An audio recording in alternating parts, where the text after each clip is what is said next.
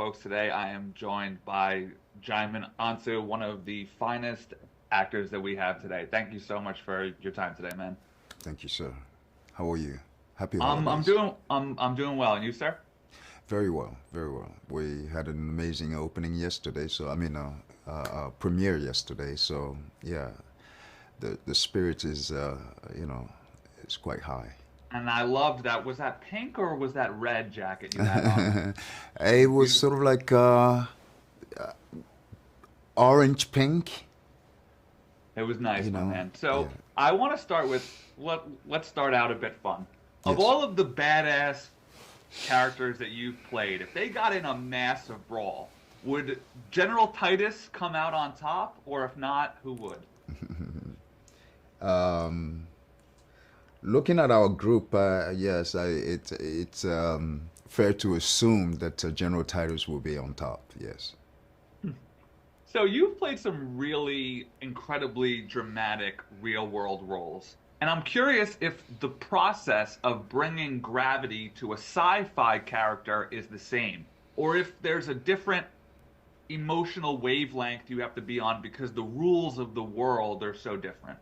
The rules of the world quite different in this in Rebel Moon, but ultimately, you still your biggest and your best guidance still is the story. The What was grounding about the story, its level of that reflects our reality. That is one.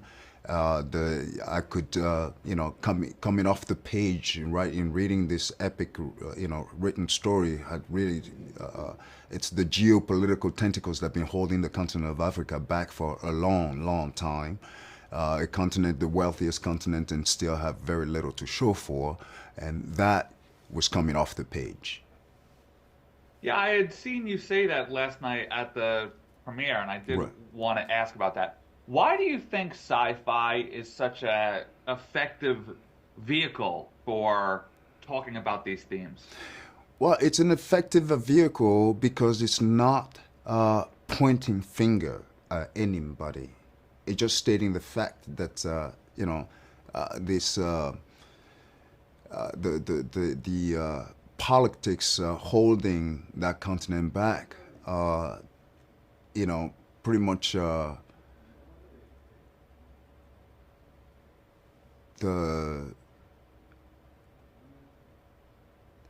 the geopolitical that plays out in this story really resonates, volume for me in respect to uh, uh, this sub-Saharan Africa that still is trying to overcome tremendous trauma, right? Economic trauma. There's quite a bit of notion about our hypocritical carelessness about our planet as well, right? Mhm. And so those elements were elements that spoke volume to me, and they were very grounding organically. You speak to, and I love the way that, and I found this with a lot of the work. I love the way that you feel a responsibility that tells stories that are important to you and your culture. I find that incredibly inspiring. And to that point, in playing this role, because it made you think so much of the struggles that Africa has been through, I'm curious if there were any sort of revolutionary or political leaders that you drew from while building out this character. Well, there are quite a few revolutionary leaders that I could uh, uh, I could see through this story, the interpretation of this story. Thomas Sankara from Burkina Faso. Um, the likes of Nelson Mandela, for example, Stephen Biko. I mean, you name it. There were a lot of, you know, political leaders that stood up to the indoctrination of the time and were all executed. You know, one by one, they were all executed. And yeah, this I find quite disturbing. Yes, and but again, this this is what making movies about, really. You know, to be able to leverage and or find connection with something so futuristic, so sci-fi, fantasy that Zack has created. You know, or been fantasizing about for over 30 years. What I really liked about your character is that this is a man who has given up. He says, leave me here to die in peace. And I'm curious, how satisfying is it playing a character who's given up on hope and needs to be brought back into the light? I imagine that's a very fulfilling arc to play. It's a great arc to be playing a character that's have lost all hopes, and but in a glimpse of hope that was ignited by another character. He sees the potential for justice. He sees the potential for redemption and the potential for for revenge. So I need to pay you beyond a performance compliment, a physical one. You were in incredible shape for this Thank you. film. And so I just really want to give you a chance to speak to all the hard work that you put in to look like that, because I think people deserve to know how hard you've worked. It was a lot of hard work. Nothing came easy. Little that I knew that to be part of a Zack Snyder film required a level of military training, which I didn't expect, and let alone that, we also had to watch what we inject in our body day in and day out. There's a serious level of care in which the food we ate was well calculated, planned, and we all ate pretty much the same thing, the whole cast, day in and day out. And so I think that brought a certain camaraderie, amongst us, and where it really it brought us together as a unit, rather than a fragmented, where everybody is doing their individual, bits. And so there was tremendous dedication from day one, 2 months prior to filming, and throughout filming, we were all on this series, sort of like a regimented, training. So I hate to make this point to you, but you were pretty much the OG of the film, and not just that, but you're the only Academy Award nominee on the cast as well. So I'm curious if those type of things give you an Am I the only one? Because actor. we have Hopkins, but that's his voice. Anthony Hopkins. Well, yes, That's his voice. Indeed, That's his indeed. voice. Yes, All right, yes, so yes.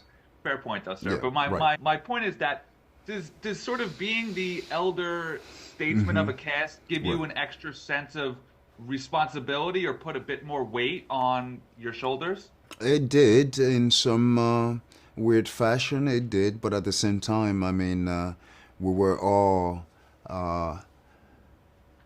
It felt like we were all in this together. We were all striving and having to live out this fantasy world that Zack created.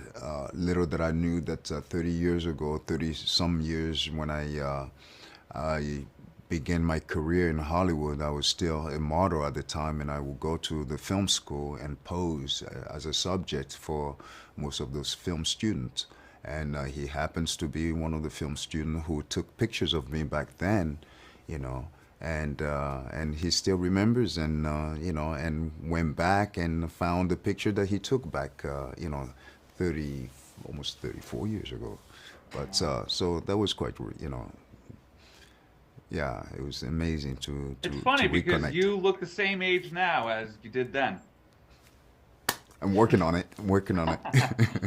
So Thank you. I do want to swing over to Gladiator. Right. Now we are free. I will see you again, but not yet, Not not yet. yet. As far as I'm concerned, that is one of the great lines in film. I've been alive for 30 years, and that's one that just rattles around in my head all the time. And I think a large part of that is the way you deliver the line. Right. It's filled with optimism, but sorrow, Sorrow. and yeah. So I'm just curious. Can you tell me about filming that scene? You get the last line in that film, which has gone on to become one of the great movies of the last 30, 40 years. So I'm just curious, what This pops into your head when you recall filming that line? a lot of things. We had a tragic death prior to that, in which we lost, the head of the Gladiators, uh, Oliver Reed, and I guess in the process of losing him in the making of it, it changed the fabric of it changed a lot of things for Ridley Scott, and we kept on filming. And one day I get really pulled me on the side and said, "Here, have a look at this, and this is sort of like the idea of how I want to close it up." I said, "Okay," and I'm looking at this, and he said, "But please keep it to yourself, hush, because the studio doesn't know yet. The actors, nobody knows. It's just you and me, and we will film this at the end of the day. It's the last day of the week. It's a Friday." And I remember vividly, it was somewhat sundown, and we were in the middle of the arena of the Coliseum, the Gladiator Coliseum in the film. And really just, literally said, "Let's go." And "Let's Go" was, we were filming that particular shot, that scene, in which, yeah, of course, I said those words, and they were powerful, but I didn't think anything more of it at the time, because, again, it was something that was not agreed upon, or it was still debatable, given the fact that, the studio hasn't agreed to it yet. Russell Crowe himself had a yea or nay to be said about that, and so I filmed that, and literally the next day I left town. I wrapped for the film, and fast forward to screening the film, and that's when I discovered that that scene was beautifully, the way he shot that sundown, empty arena, because everybody was gone.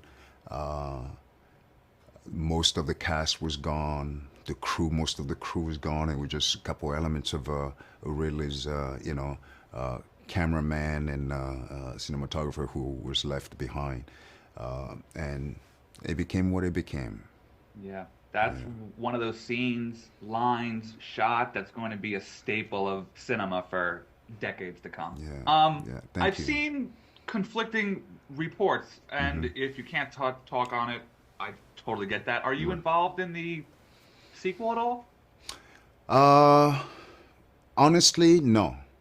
Okay. And this was a pure accident in the way it unfolded. But I was going to be part of it. The Okay. Got it. circumstances dictated to be something different. But yeah, Such is life, right, sir? such is life. So I'm sure I am about to be the millionth person to tell you, but obviously your work in Blood Diamond is incredibly powerful. It's one of the purest distillations of father and son love, which is like arguably one of the most important stories that mankind can tell. but it's also an incredibly demanding role, both physically and emotionally. And I Yes. saw you telling GQ that a lot of your time was spent just with Leo walking out in nature. I'm curious, were there any moments between you and him where the importance of telling the story pushed you through the difficulty of making it and just The nature of that story, I mean, it still gives me chills, but the nature of that story was enough for me to be extremely connected emotionally, right? So we didn't need to talk or say anything about it because it's a fact. It's a fact when you look at the makeup of the continent of Africa, you look at the geopolitical tentacles that have been holding that continent back for centuries, it's inevitable to it's inevitable not to feel. It's inevitable mm, to not to be organically and emotionally connected to this story. And there was nothing that it needed to be said that would have make you know uh, yeah it would just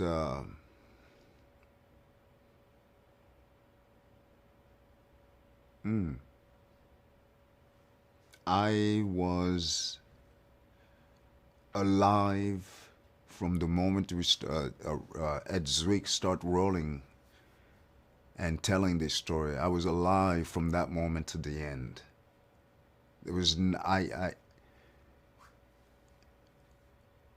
are you almost not performing? Are you basically like you're in the soul of this guy, you know? yes, I'm in the soul of that guy and for that character, and there was Yeah. nothing. Everything about it was very organic and very connecting and very emotional. There's nothing was planned. Nothing was sort of like created or constructed or have to be built up for me to feel any Right. connection at all. I mean, Right. it was all very organic. I didn't, in the same way I was extremely organically connected during Amistad with Steven Spielberg. Right. Same here. Right. So those are two films I'm sure you get asked about all the time. I'm going to ask you about one that I'm not sure you'll get asked about as much, and that's Constantine. That is a movie that I have loved for 20 years. I Right. just spoke to Francis a few weeks ago, and I got to tell him like how this film has become such a cult hit. It's Right. become such a cult hit. They're making, or at least they're trying to make a sequel. You come in, man, and you steal the whole show. Papa Midnight. Yeah. Yeah, just an awesome character, the world that he's in. So, talk to me about filming that scene with Keanu and what you most recall. Um, I would think that again that also was very organic in which in the character the way I was portraying the character there's so much of a uh, the portrayal of that character that mimics so much of uh, the history of where I come from, Mm, and we're talking about Papa Midnight. Papa Midnight is almost like you know uh, a modern day voodoo priest, if you will, mm. trying to guide with a bit of notion of that world, trying to guide and give some substance to Keanu Reeves' character, but. That also was very organic, even though it was more fun and a lot more relaxed.